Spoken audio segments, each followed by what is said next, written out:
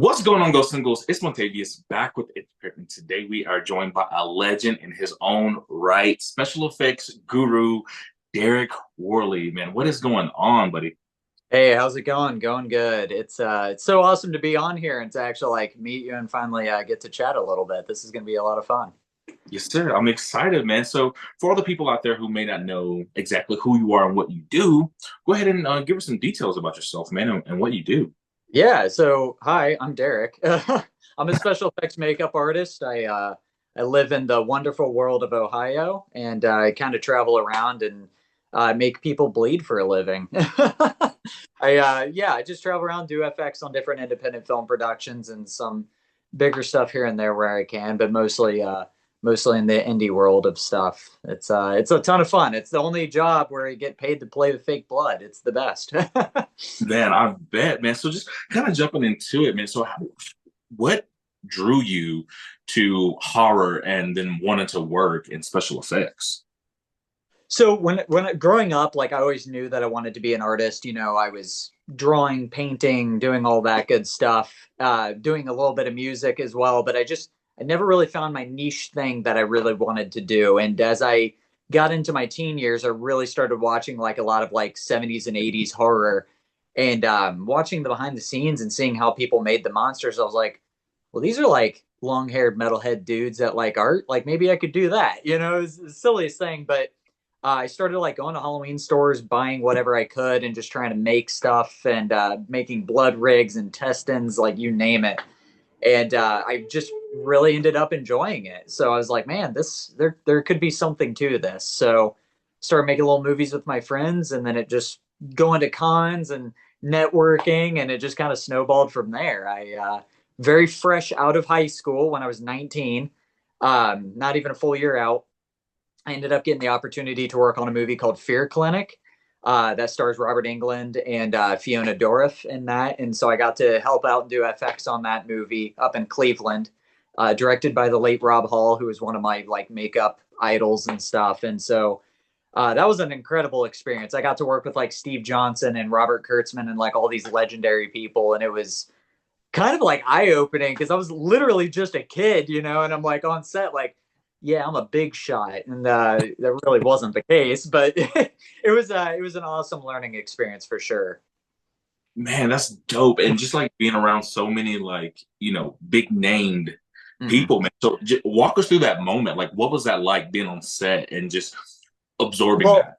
yeah, so it's like I didn't really know what I was in store for because I hadn't really worked on anything of that level. And that's like that was a big movie for like little me coming from like a tiny town, you know. And so I showed up to set and I knew Robert England was going to be in it, but that's about it. And he was only on set for like the last like 5 or 6 days. But when I got there, I met with Rob. We sat down. I filled out some paperwork and stuff. And he's like, "So we have like Corey Taylor from Slipknot's going to be in this." I'm like, "Hold up, what? Like the Corey Taylor?" He's like, "Yeah, man." I was like, "Dude, this is nuts." And then Fiona showed up, and I had just recently seen Curse of Chucky, and I was like, "Oh shit, that's Fiona Dourif." And her and I hit it off super well, and we ended up like having lunch together a couple times. And she is just a delight, and she was like so cool. But it was an amazing thing. I was helping out because they did a lot of like mixing digital and practical effects. So I was Mhm. kind of helping set up the digital effects, but then also helping with some of the makeup and props and stuff. So I was like running all over the place, doing a little bit of everything, you know. And by the end of it, I was very sleepy. And on the last day, Robert was like, hey, I need some FX people out at Almost Human in LA, so you should move out here like soon. And I was like, all right. So I packed all my shit up and moved to LA like 2 weeks later. Like I was like, all right, bye, Ohio. And 19-year-old me's like, I got this shit figured out. It's all gonna be awesome. And boy, that was a wake up call for sure. But yeah, I moved to LA like right after that, and I was working at his shop as well as B2FX with Barney Berman, doing like shop work for the TV show Grimm and stuff. So it was like, again, like straight like a year out of high school, getting right into this stuff. It was like whiplash, man. It was crazy getting into that for sure. I mean, dude, it definitely sounds like you was definitely living in the moment, man. That is I was. remarkable. Congratulations to you, man. That's No, You but know, that's thank you. huge. So with that being said, Mhm. special effects definitely seems like, or being an artist has definitely been a part of your life. If it wasn't Right. for the art aspect or the special effects, what do you think you'd be doing right now? God's honest truth, I have no idea. I mean, I always knew art would be a part of my life, whether I did it full time or not. When I moved back from LA, I got into retail work, and I was a retail manager for a very long time, working for FYE, Suncoast, all that good stuff. And but I always did art on the side. But Mhm. in like 2018, 2019, it kind of shifted, and then I started putting it back in the forefront of things. And I think I just needed time to kind of like, because moving back home from LA kind of crushed my soul, because I was like, oh, I'm a failure, but that's obviously not the case, but taking the time to kind of reevaluate things and kind of get my footing and decide, where do I want to go? What do I want to do? And I maybe I'd be painting, maybe I would be a photographer, because I recently picked up photography and I really enjoy that. So I honestly don't know. I mean, I never really had a plan B. I mean, I kind of fell back on like having a day job, but in my head, I'm always like, I gotta do art. If I don't do art, I will literally die. So like, I need to do something artistic. So I've never really had a moment where everything fell apart and I'm like, okay, I need to find something else. So I make it work one way or another. So it's like I still have a day job. Like I'm just now getting back. I bartend a little bit, but it's like I can't do that for my whole life. It's like I Yeah. gotta create. Anyone who's an artist, I see, you're out there, you're doing this, you're an artist, we're all artists. We gotta have that outlet, because without it, it's like, ugh, it's life's a little boring without it.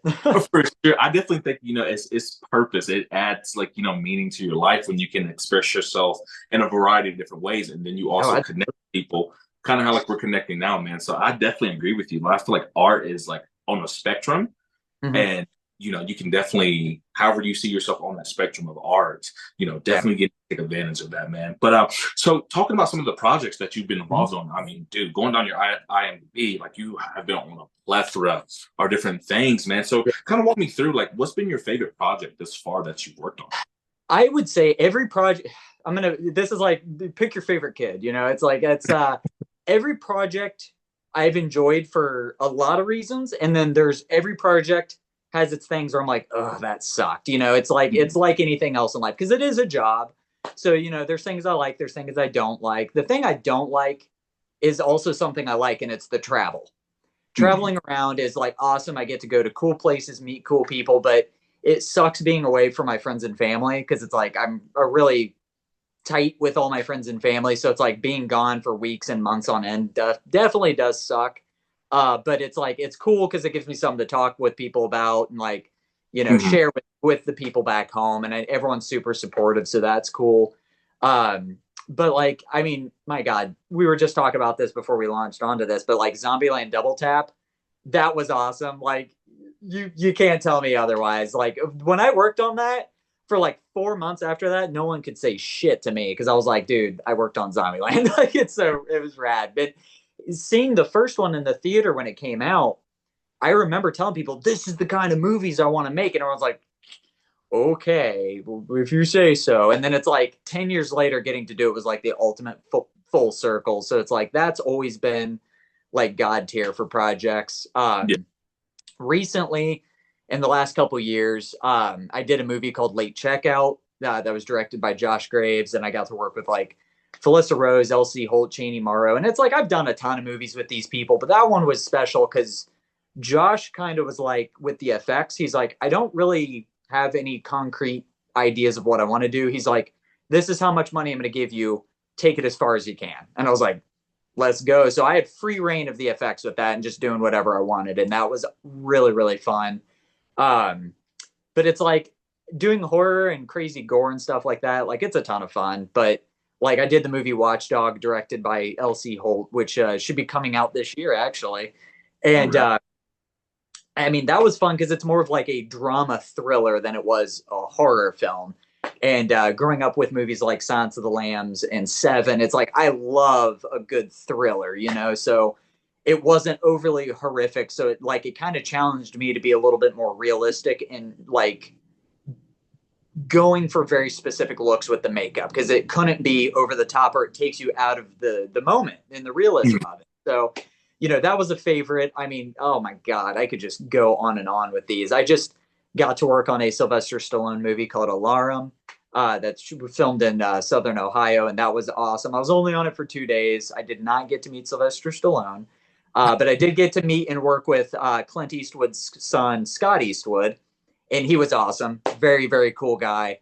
I got to do an effect directly with him that I can't talk about, but he was so cool, so chill, and it's like when I was explaining to him how the effect operated and walking through, he was just like, "Okay, cool, yeah." And we were like, "I'm like, dude, what am I doing right now? I'm like, this is wild. This guy's like a huge star, and I'm just like chilling, chatting with him.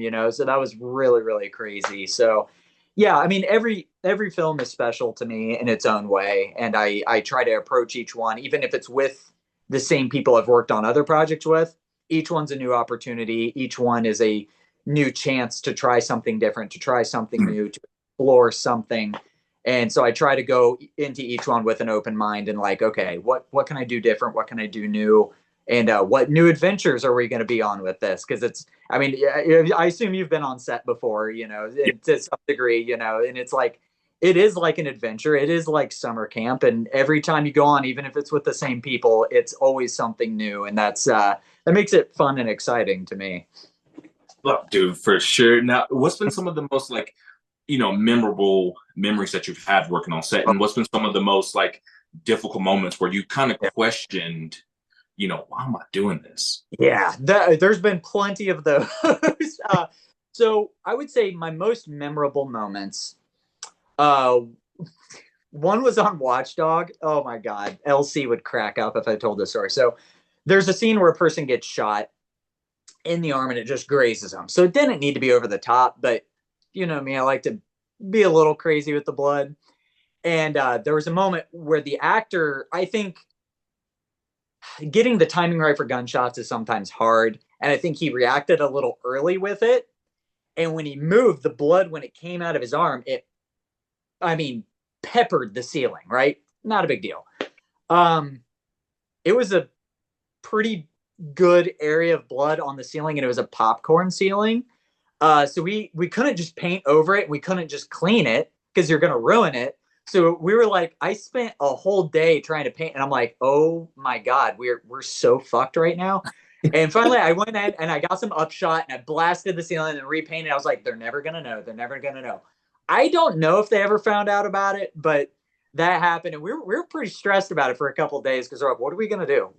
How do we fix this? And on late checkout, there was a scene, and it's out now, so I'll explain it. But like Molly Souza or Salza, or however you say her last name, she'll kill me.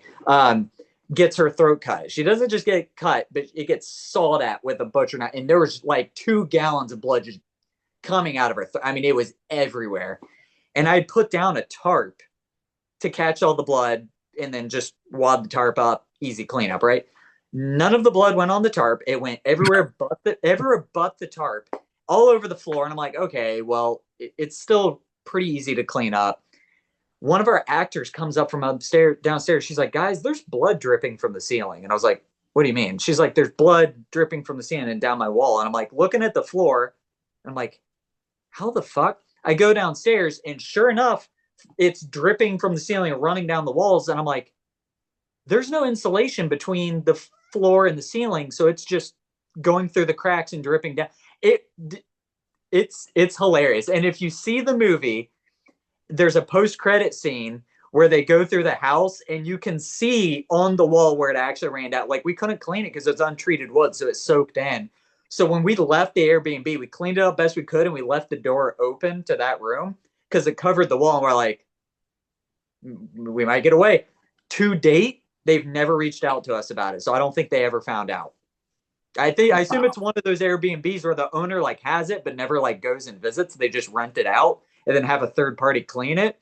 But dude, the people that went in to clean probably saw that. Like, holy shit, dude, someone died here. So it's just moments like that. Like I live for that stuff because like, again, late checkout was like 2022 and we're still talking about it, and there's always some wacky, crazy thing that happens or goes wrong, or something silly that you're not expecting happens with the effects or with an act, like whatever it is, there's always something, and I live for those moments that, Mhm. the next set we're like, oh, this one time this happened, and we're all cracking up around the fire or whatever, and but with all those fun times, I mean, sure enough, there's definitely challenging moments where it's like, I mean, sometimes you're on set and you're trying to shoot a movie in like 12 to 14 days, and then you're on set for like 18 hours, and then you go to sleep for a couple hours and you wake up and you're back at it again. And it definitely weighs on you a little bit, because then, like, even if you're really good friends, like tensions are high. Like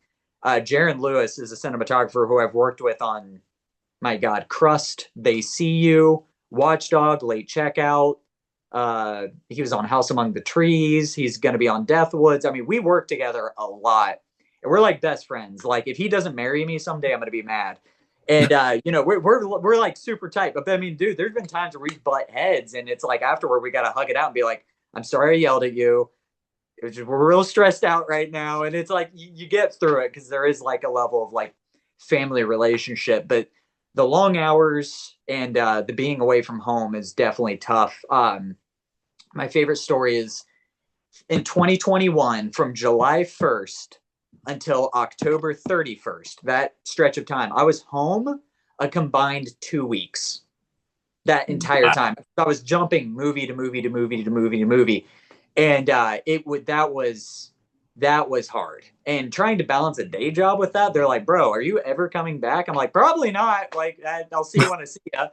And it's tough. Like, I have family that's always like, hey, when are we going to see you again? I was like, I'll FaceTime with you, sure. Like, Yeah, so no, it gets to be a lot, especially like if you're dating somebody or you want to see your friends or you want to spend time with grandma. It is hard to balance that sometimes, because it is very demanding with your time and with your person. So that's probably the hardest thing, is that and the hours, for sure. Because the long hours on set, it's like I'm ready for a nap. So it's that can be very challenging, for sure.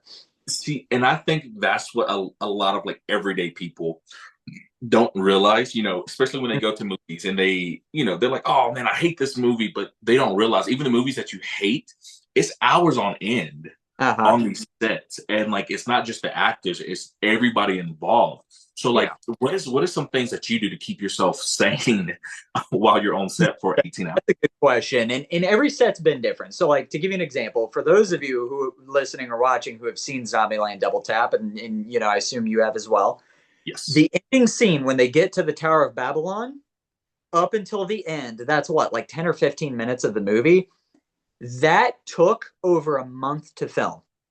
I was on that's the only part of the movie I worked on, and I was on set for like, I think, 4.5 or 5 weeks, and it was just filming all that. So that was most of the time I was only on set for 8 hours at a time, because we did like 8 hour shifts because it's union. So there's like rules and stuff. But Mhm. there were a couple days where I did 12 to 16 hours and got overtime, which was, whoo, mama, super awesome. But on that one, it was easy because it's just 8 hour shifts. But like on some of these sets where it's like really long days, I mean, it's funny, but I do it. I bring my PlayStation with me, and like everyone's gonna laugh, but I'll like play Fortnite in my off time, just to like decompress and do something silly, or play like Minecraft or like whatever, just something that's like mind numbing to just like relax. Mhm. Uh, I sometimes I'll bring my camera, and downtime I'll do like photo shoots with the actors and actresses, or I'll do BTS, and then that's just kind of something to take me out of the FX for a little bit, so that my mind can kind of relax from that. Um, but like, I mean, a lot of times, like I call my friends and family and just chat with them for a little bit, because that's just something that's not related to the film and all. Sometimes I'll draw a little bit on set.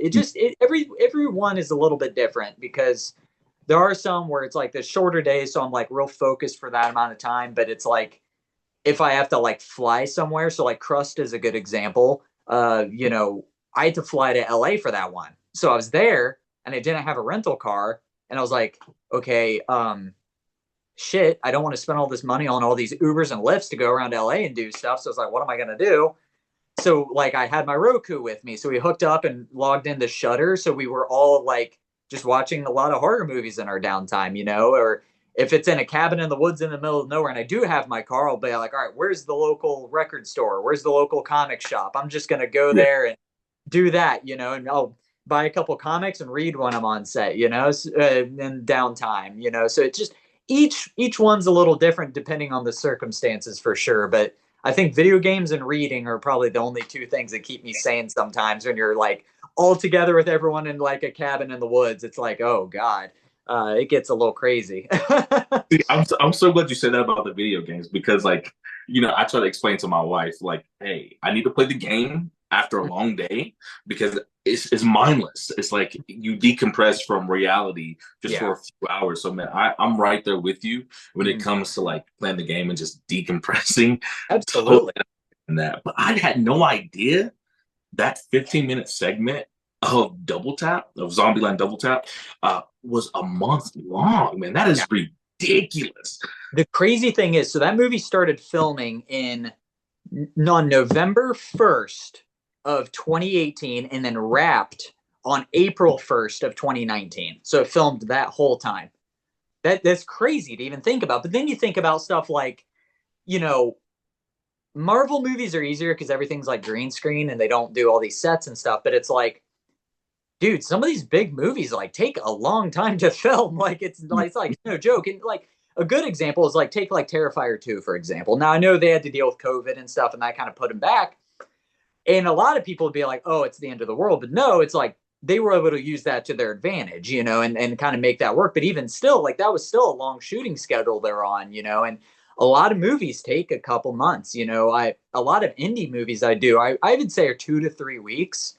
But like I did Dark Circles, which was Hannah Fierman's directorial debut, and we had like Felissa Rose and Damien Maffei on that. And how long was that? That was like I want to say 22 or 24 days on that. So I mean that was almost a full month, and that's still like indie levels. So it's like they're all a little different, but some of those bigger ones they take 2, 3, 4 months to film sometimes, and it's you got to think like actor schedules and like how big some of these setups are, and like it gets pretty crazy, and it kind of puts it in perspective. Something like The Last of Us and how long it takes them to film that. And I was like, well, no shit, man. They're like, there's so much content being made for that. And some of these setups you see online, like your everyday person doesn't realize how much really goes into that. And, when I tell people, like, yeah, that 15-minute scene took like a month to film, people are like, they look at me like I got three heads. I'm like, dude, I'm not even joking. It was pretty crazy, really. So with that specifically, I mean, we still had a huge makeup team. I mean, it was 35 makeup artists. So we had the department head, like 5 key artists, and there was like at any point like 25 to 30 just makeup artists, and I was one of them. Mhm. And we were doing makeup on all of the zombie extras to be in like midground and background.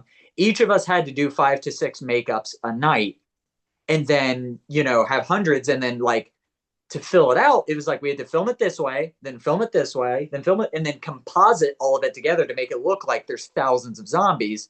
So it's like it was just constant resets and filming in different directions, and it was insane. It really was. But I mean, it was kind of cool being a person that works predominantly on movies that are shot with like 25 to $100,000, being on a movie that's with $25 million. It's like, dude, if some of us indie people had that money, I really question how far we could stretch that dollar. Because Right. we have to stretch the dollar when you have 50,000. It's like, God, what could we do with like 2 or 3 million? It would be insane, absolutely crazy. So For sure. hopefully one day. So, just do you prefer like indie versus like mainstream Hollywood films? What do you enjoy more? So, okay, so I have a couple answers to that. One, working, I prefer independent just because I have a little bit more say in what I'm doing. Mm. Uh, whereas, like, when I worked on, like, the Stallone movie or Zombieland, it's like I'm just a number on a spreadsheet. I show up, they're like, we want this, this is how we want it, and then I'm just a machine churning out what they want.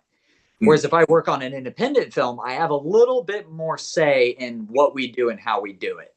So I did a movie last fall called Stalked, that was filmed in New Jersey, and it's we had like Heather Langenkamp's in it, Scout Taylor Compton's in it, and it's Oh. And so it has a real good cast. Andrew Devoff from Wishmaster's in it. I mean, it's a good cast on that, and really amazing crew. And that was like 250, $300,000. So it's higher level, like no budget indie, a little bit Yeah. more. But with that, my friend Izzy was the department head on it.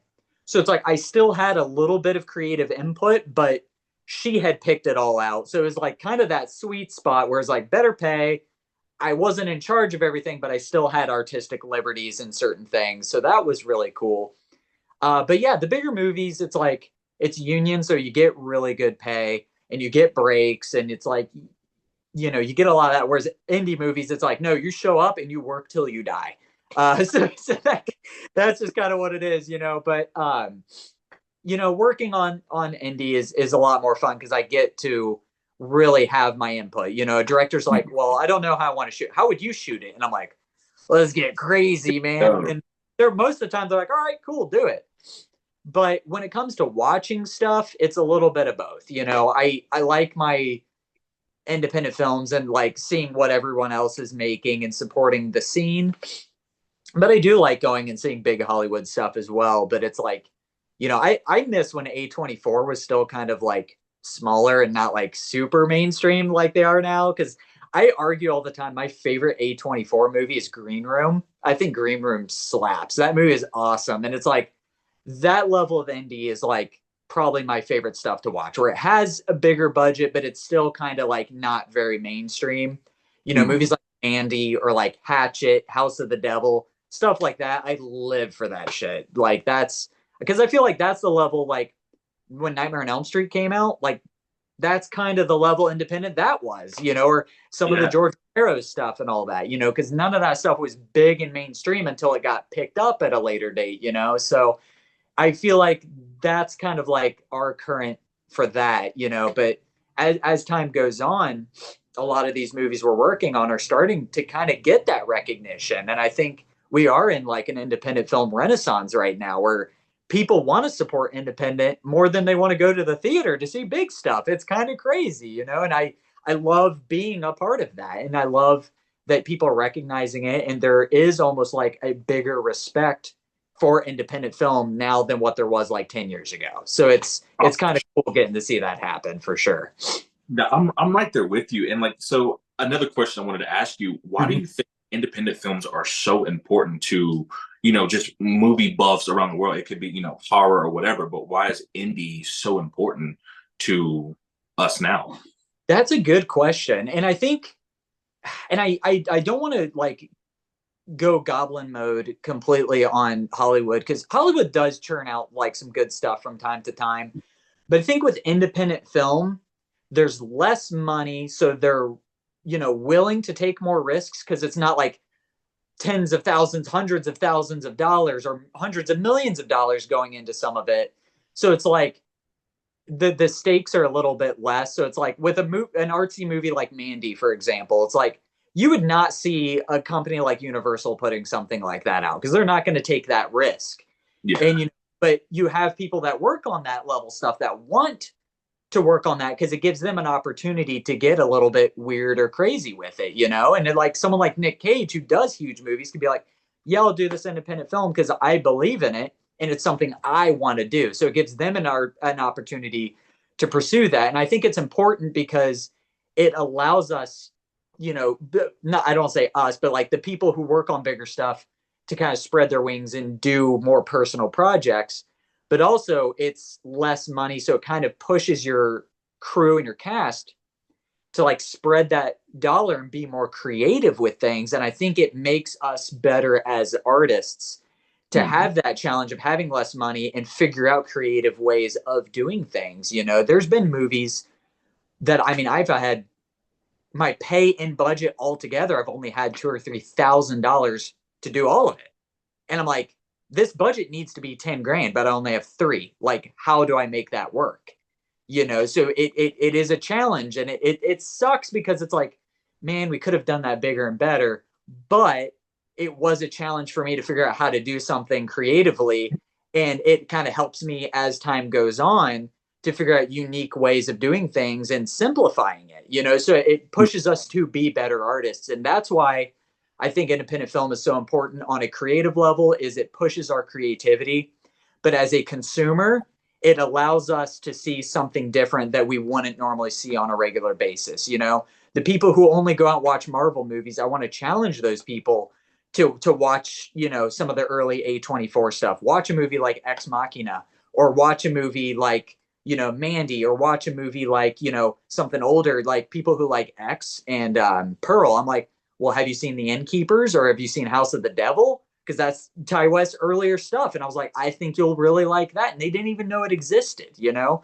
And one of my favorite movies of all time was kind of a low budget indie, and it's Behind the Mask, The Rise of Leslie Vernon.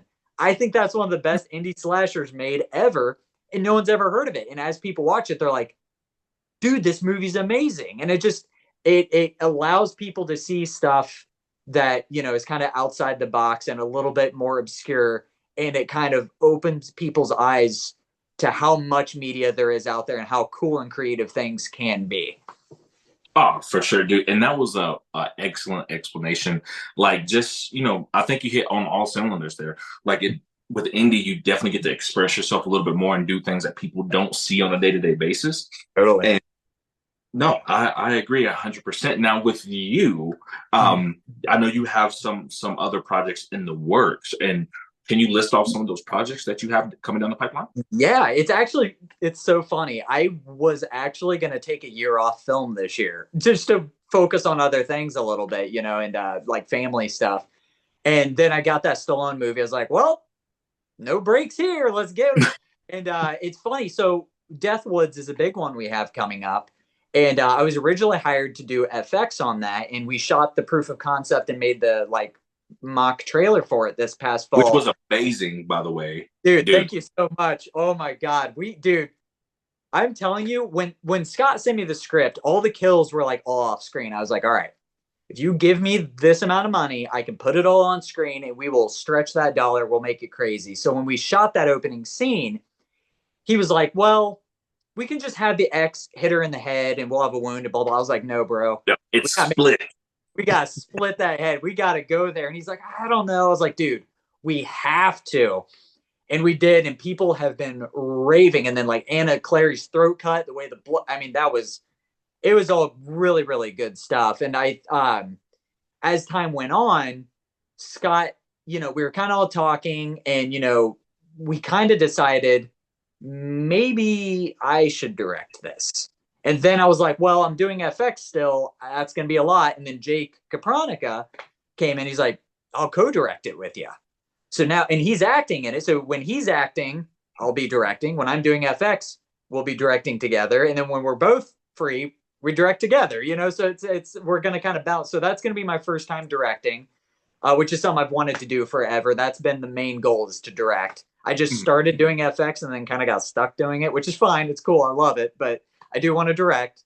So very excited about that. You know, Scott is kind of taking a step back. He's doing more producing, and, you know, he's the creator. It's his brainchild. So we're hired guns, just seeing it out for him to make sure it meets it, you know, his what he desires it to be, while also having a level of like creative input as well. Then so that's shooting in July, and really looking forward to getting crazy with that, because these kills are out of control and they keep getting crazier as time goes on. We're like, wait, what if we did this? What if we? And I'm like, whoa, whoa, whoa, whoa, hold up. Well, let me bring you guys back a little bit. We're getting a little too crazy, you know, but there's lots of, you know, head smashing and bodily dismemberment and disembowelment. So it's going to be a good time for sure. Then another one, and this has not been announced yet, so y'all probably going to hear it here first.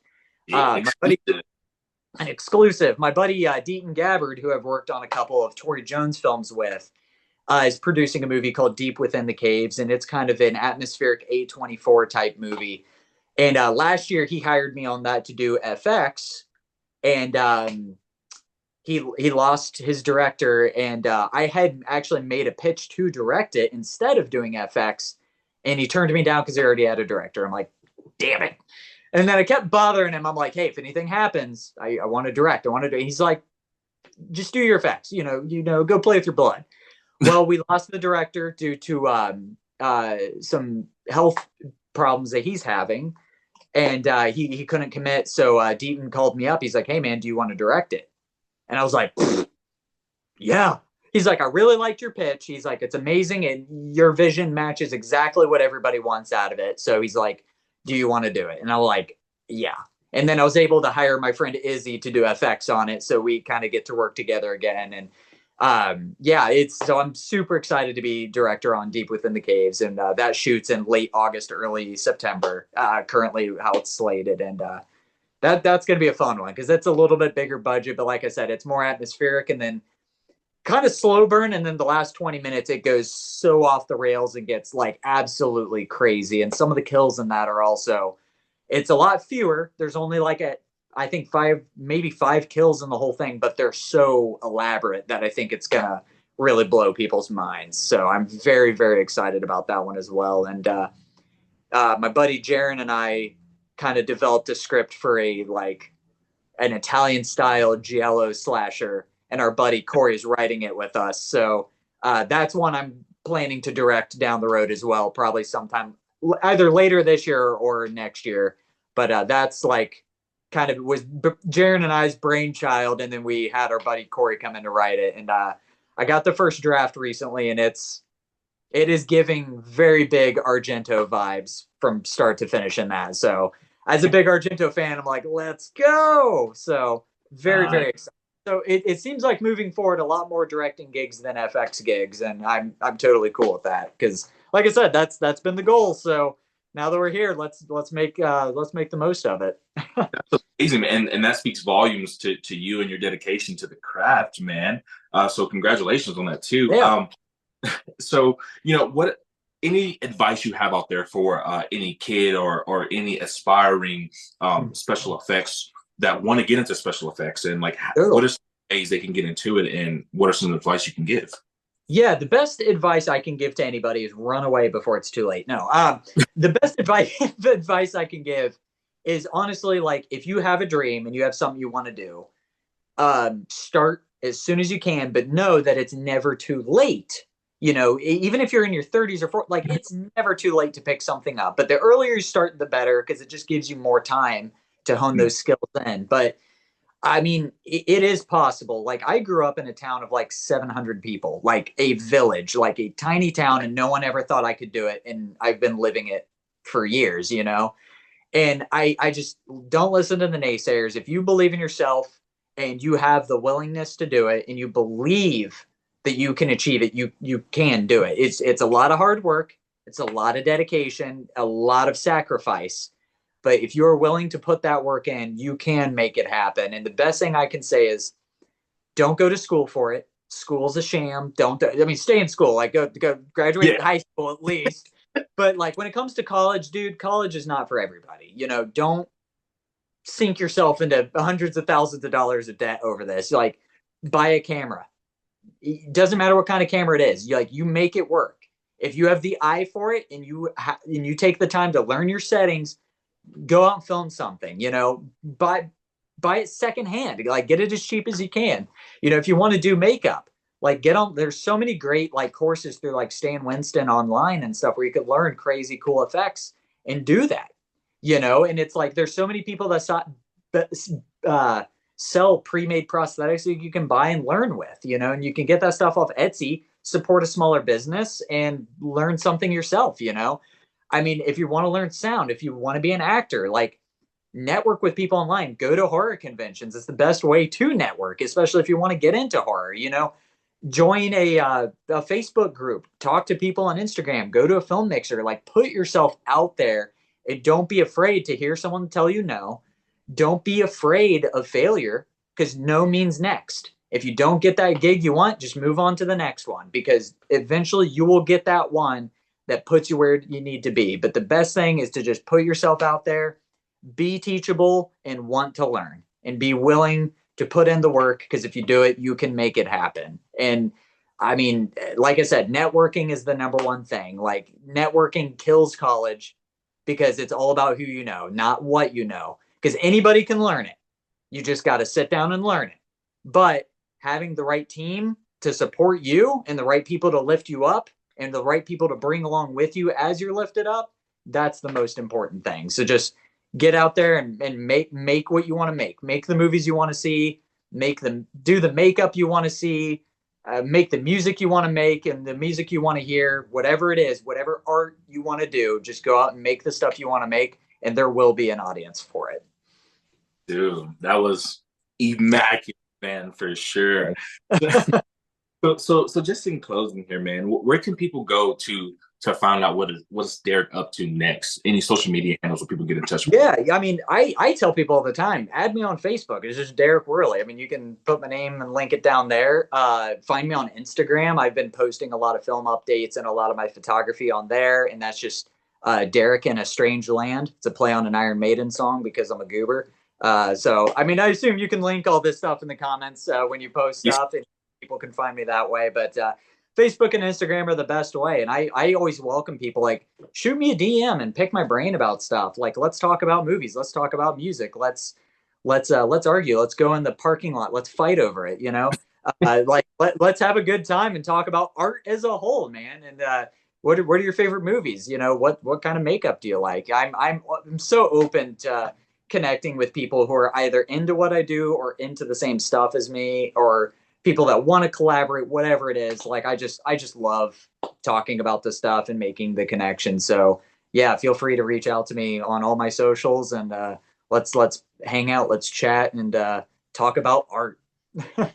Heck yeah, man. Well, I absolutely enjoyed, just chatting with you a little bit, kind of picking your brain on some stuff, and just kind of Totally. get you as a special effects guy and future director, dude. I cannot wait, and Yeah. I'm excited to see your journey unfold, man. But that is it for today. Don't forget to like, share, and subscribe, and we'll catch you in the next one.